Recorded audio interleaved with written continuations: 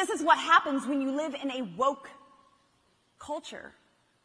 Wokeism is destroying everything that we love. And it's why we have to do everything that we can to stand against all that is woke. How many of you, when you were children, looked up to your parents and said, I can't wait to get a job and have hours of sensitivity training?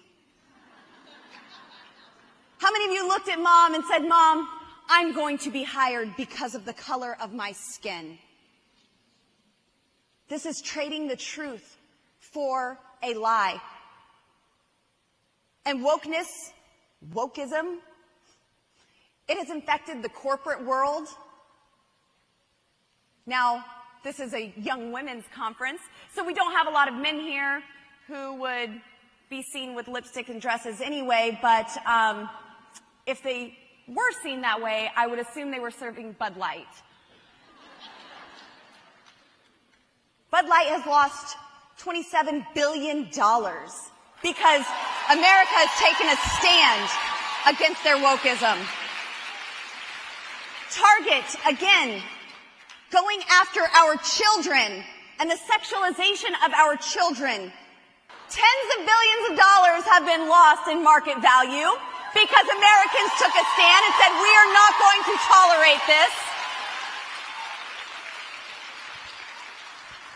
But the wokeness does not end in the corporate world.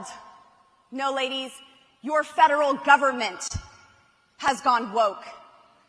What is woke? Woke is overt political correctness. Woke is treating people based off of the color of their skin, who they like, who they sleep with in bed, rather than the character they have within them or their merit. We see it in every institution and industry in this country, right? Bud Light, the best example. Choosing to ignore the truth that men and women are inherently different. You can't change your gender no matter how many hormones or surgeries you have. Yet they chose to put a transgender individual on their advertising, and they're paying for it. Because most Americans, we don't want woke. We want common sense.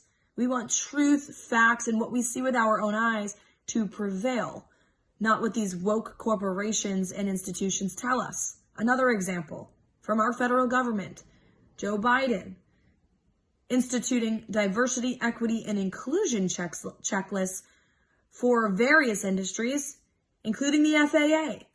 Now every pilot from every major airline, 1 in 10, must be a minority.